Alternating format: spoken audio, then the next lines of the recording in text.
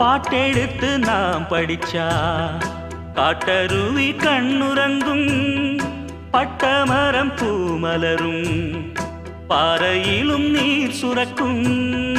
பாட்டெடுத்து நாம் படிச்சா காட்டருவி கண்ணு